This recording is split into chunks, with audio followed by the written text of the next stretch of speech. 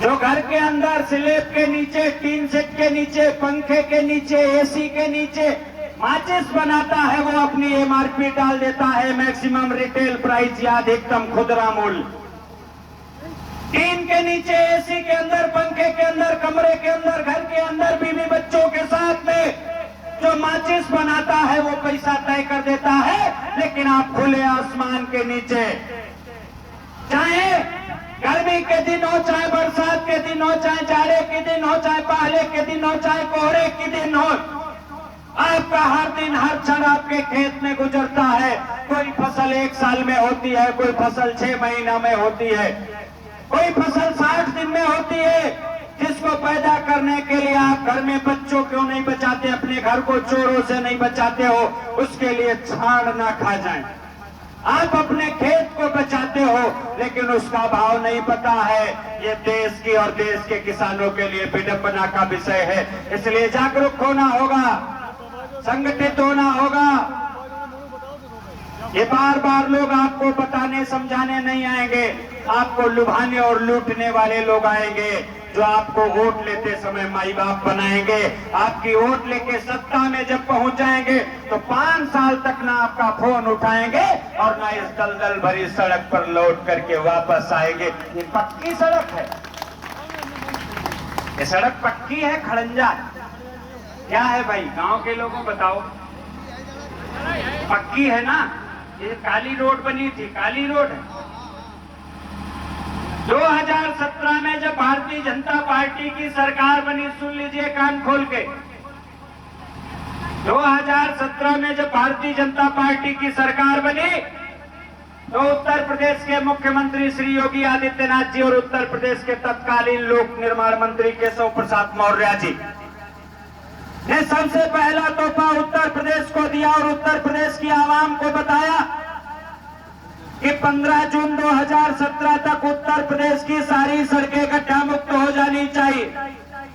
मैं कैमरे की नजर में डंके की चोट पर मंच और माइक के माध्यम से कह रहा हूं, 15 जून 2017 तक उत्तर प्रदेश की सारी सड़कें गड्ढा मुक्त हो जानी चाहिए।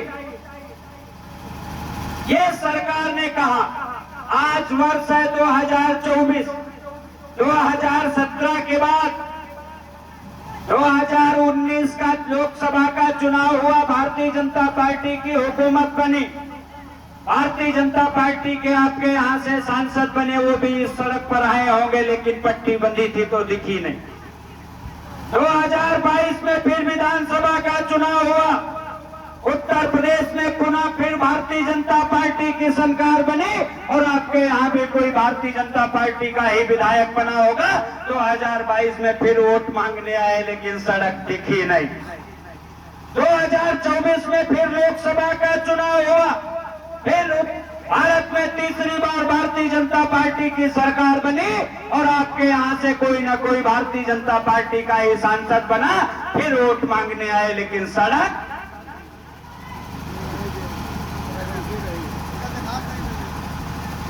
घर नहीं बना है, हो सकता है ना पता हो। घर में बिजली नहीं है, हो सकता है ना पता हो, लेकिन आए तो इसी रोड से आए होंगे। रोड बनी है कि नहीं बनी ये तो पता होना चाहिए। हाँ, बनेगी रोड। आपके जिले में 2 रोड है, इस पर तो कीड़े मकोड़े निकलेंगे, इसकी जरूरत क्या है बनने के?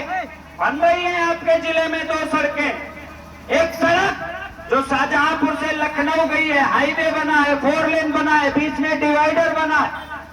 उस पर दिल्ली से लखनऊ जाने वाले नेता, विधायक, सांसद, मंत्री, न्यायाधीश, बड़े बड़े उद्योगपति, पूंजीपति निकलते हैं। कहीं संडीला में जाम, कहीं शाहाबाद में जाम, कहीं रहीमाबाद में जाम, कहीं मलिहाबाद में जाम, कहीं काकोरी में जाम, कहीं अन्य तमाम चौराहे तिराहे पड़ते हैं जहां उनको जाम की झाम में फंसना पड़ता था। सरकार ने क्या किया? जो बेहतरीन सड़क बनी थी उस सड़क को खुदवा के आप देखिएगा पूरी सड़क में लखनऊ तक ओवरब्रिज बनाए जा रहे हैं ताकि उद्योगपति और नेताओं को जाम में ना फंसना पड़े। और दूसरी रोड आपके जिले से गंगा एक्सप्रेसवे निकल रहा है। आपने देखा एक्सप्रेस वे पे आप तो जाओगे नहीं, आपका तो वहां कोई काम ही नहीं है। उस पे कौन निकलेगा? उस पे निकलेंगे अंबानी अडानी के कंटेनर, उस पर निकलेंगे बड़े बड़े व्यापारियों के ट्रक, उस पर निकलेंगे बड़े बड़े नेता, और उस सड़क के किनारे के कुछ दिनों के बाद सारी की सारी जमीनें भी उद्योगपतियों और पूंजीपतियों की होंगी। ये एक बड़ा प्लान देश में चल रहा है। ये हाईवे का जाल, ये एक्सप्रेसवे का जाल सिर्फ इसलिए फैलाया जा रहा है। देश के लोगों को भी पता है और देश की हुकूमतों को भी पता है कि इन सड़कों पर, इन हाईवे पर देश का किसान मजदूर नहीं निकलेगा, बल्कि देश के बड़े बड़े उद्योगपति, पूंजीपति, नेता, अभिनेता निकलेंगे। और जिस जगह पर सड़क बन जाती है, जिस जगह पर काली सड़क बन जाती है, उस जगह की जमीन की कीमत बढ़ जाती है। जब कीमत बढ़ती है तो कीमत, जब बढ़ी हुई जमीन को कोई खरीदेगा तो वही खरीदेगा जिसके पास पैसा होगा, और आगे की जमीन जैसे ही बिकेगी, पीछे की जमीन फिर मिट्टी के मोल हो जाएगी। एक किसान से हाईवे के किनारे की जमीन को 20 लाख रुपया बिगहा पे खरीदा जाएगा, और उसके बाद पीछे फैक्ट्री लगाने के लिए 2 लाख रुपया, 1.5 लाख रुपया और 3 लाख रुपया बिगहे पर जमीनें खरीद करके आने वाले दिनों में उन खेतिहर किसानों को भूमिहीन किसान बना करके देश के उद्योगपति और पूंजीपति अपने ही कारखानों में और उनकी ही जमीन पर लगी फैक्ट्री में मजदूरी करने के लिए मजबूर कर देंगे। ये देश का एक बड़ा प्लान चल रहा है।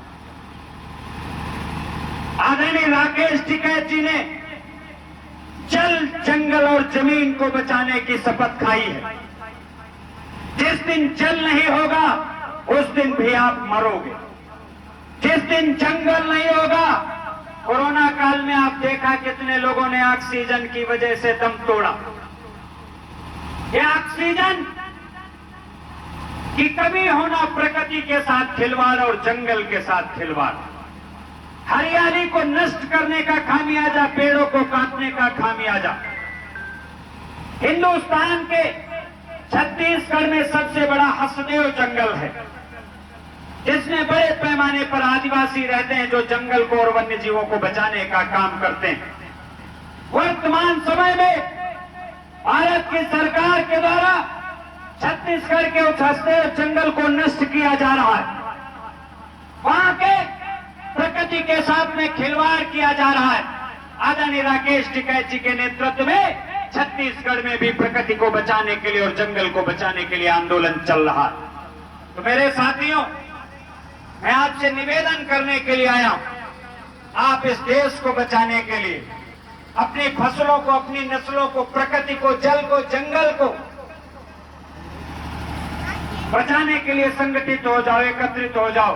और अगर नहीं एकत्रित हो गए तो मुझे लगता है देर हो जाएगी। इन्हीं शब्दों के साथ मैं अपनी वाणी को